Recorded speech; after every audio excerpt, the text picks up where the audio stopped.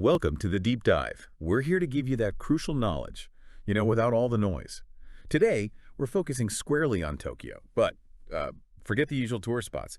We're diving into 5 really curated, bookable cultural experiences, the kind designed for, well, genuine immersion. All this comes from the research team over at The Real Japan.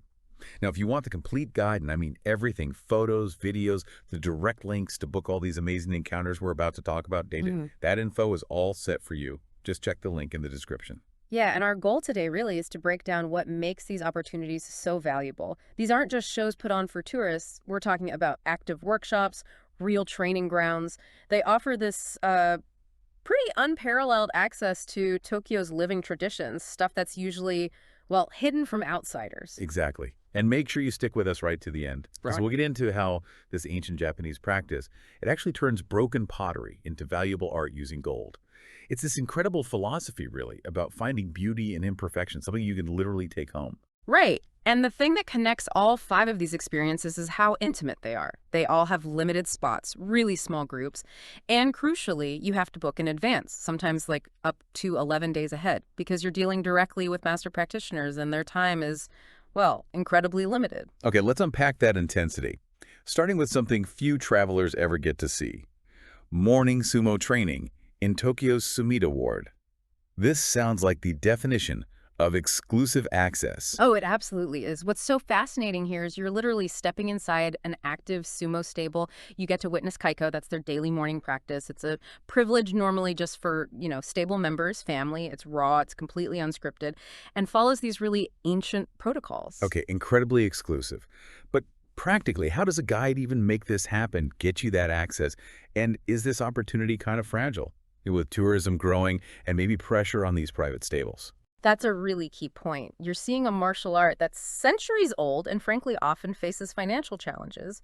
The guides who arrange this, they're essentially helping to fund the stable by bringing in just these few very small respectful groups. So you're not just like a tourist watching, you're actually contributing to keeping the practice alive. Right, that makes sense. And the etiquette must reflect that seriousness. We're talking traditions from the Edo period, right? So the guide preps you thoroughly beforehand. Absolutely. They have to. The dohyo, that's the raised training ring, it's considered sacred ground. So absolute silence during the practice session is mandatory, non-negotiable. Wow, so you're close enough to really feel it. Oh, yeah. You can feel the air move sometimes. You hear every single bone-jarring collision.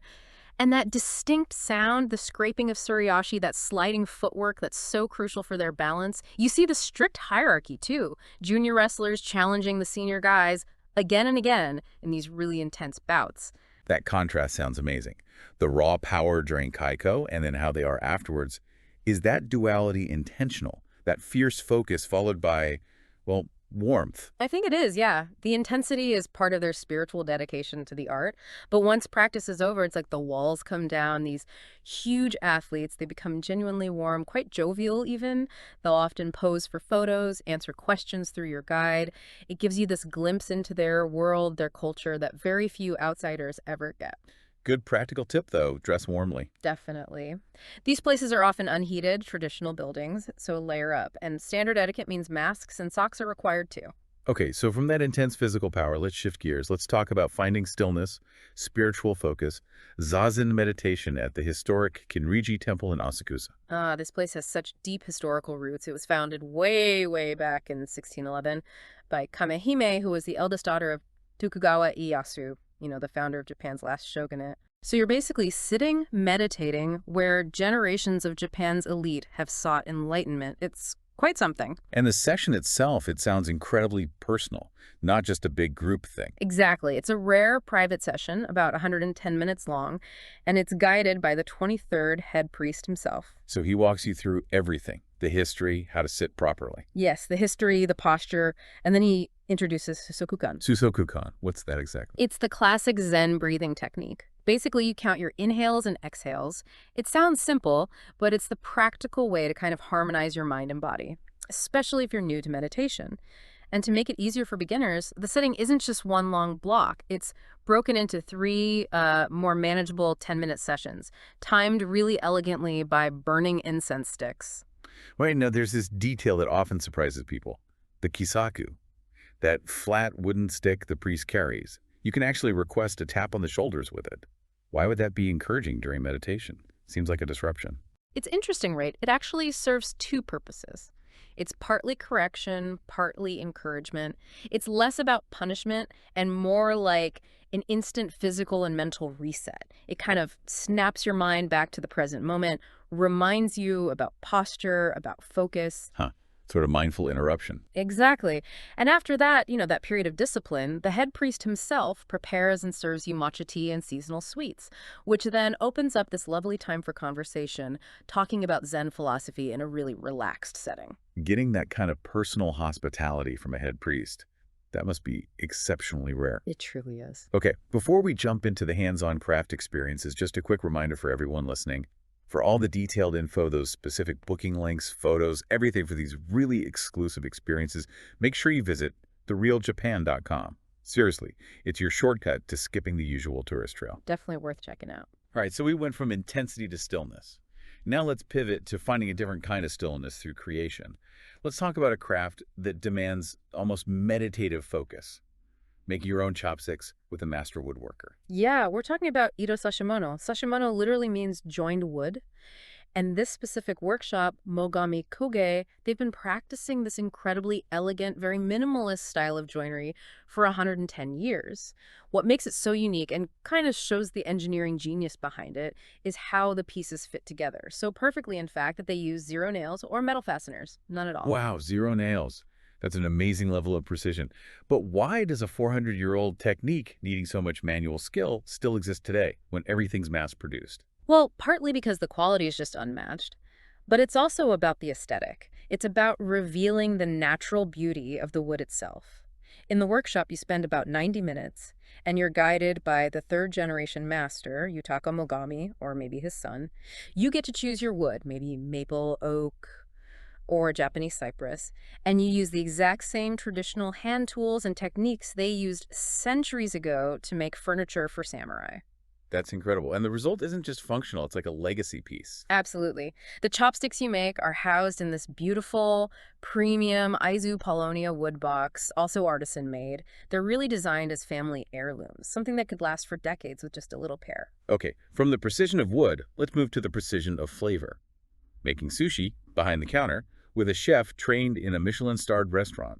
This sounds pretty special. It takes place at Sushi Hazan in Nishi-Azabu, run by Chef Kenichiro Hirai. And the rarity factor here. Oh, it's extraordinary. That's the word for it.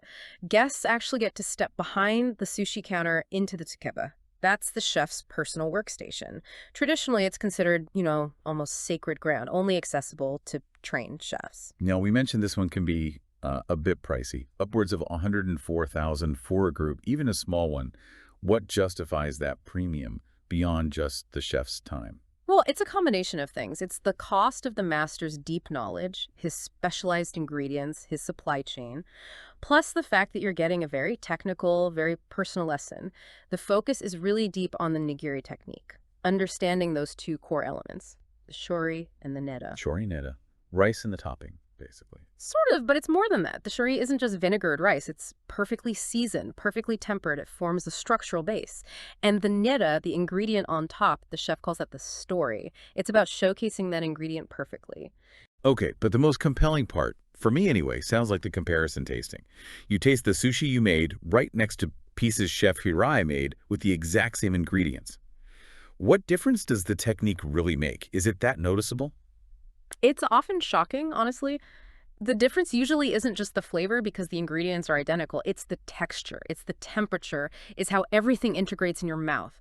The master chef achieves this incredible melt-in-your-mouth quality. The shari just breaks apart perfectly on your tongue. Whereas, a beginner's attempt might feel a bit dense or stiff or fall apart too soon. Ah, so it's that subtle mastery.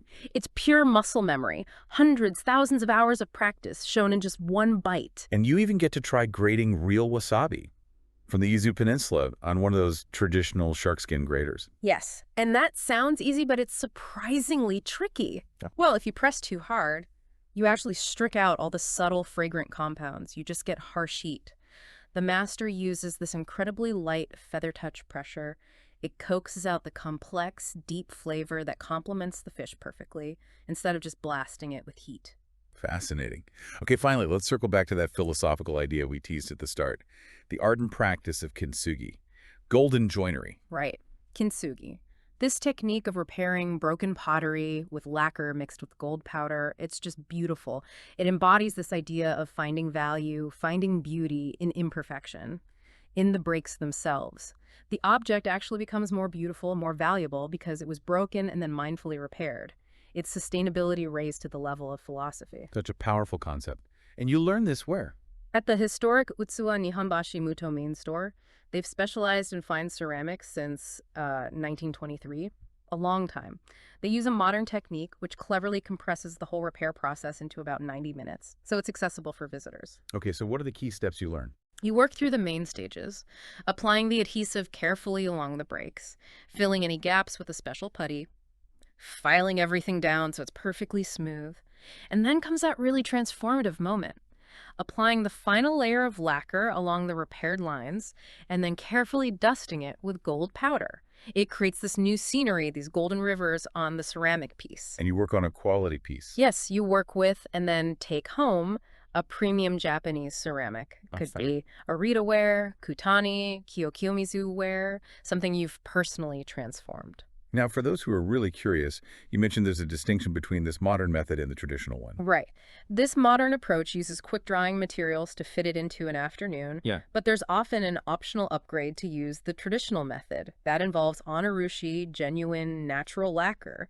And that traditional lacquer, it requires days, sometimes even weeks, to cure properly. Wow. Which kind of proves that the time invested, the patience, is really part of the original philosophy's weight and meaning. Okay, so if we pull back and look at all 5 of these experiences, sumo, zen, woodworking, sushi, kintsugi. Yeah, connecting them all to the bigger picture, it's really crucial to understand why booking now is probably a good idea.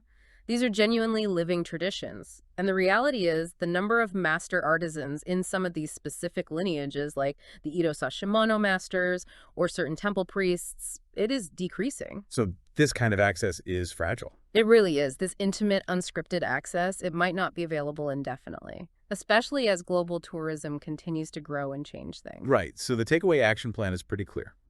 Book ahead. All 5 of these operate with very small group sizes, limited capacity. Right. They absolutely require advance booking anywhere from just 1 day to maybe 11 days out. Exactly. And while the cancellation policies are generally quite fair, often full refunds if you cancel 2 to 11 days before, booking early is just non-negotiable if you want to secure a spot for these peak authentic encounters. Makes sense. And maybe here's a final thought for you, for the listener, to sort of mull over. Which of these 5 disciplines, the intensity of sumo, the stillness of zen, the precision of woodworking, the technique of sushi, or the restorative beauty of kintsugi? Which one do you think best reflects that Japanese concept of perfection versus the beauty of imperfection? The answer, perhaps, as you see with the masters themselves, might be that true mastery actually requires embracing both. That's a great point. That tension between striving for perfection and yet revering imperfection gives you a lot to think about. Well, thank you for joining us for this deep dive into some of Tokyo's most authentic cultural experiences. Remember, for the complete guide, all those booking links, photos, videos, head over to therealjapan.com. And if you find you need some personalized help planning your own truly immersive trip to Japan, feel free to check out Rob's multi-award-winning travel planning services. The link for that is also right there in the description. We'll see you for the next deep dive.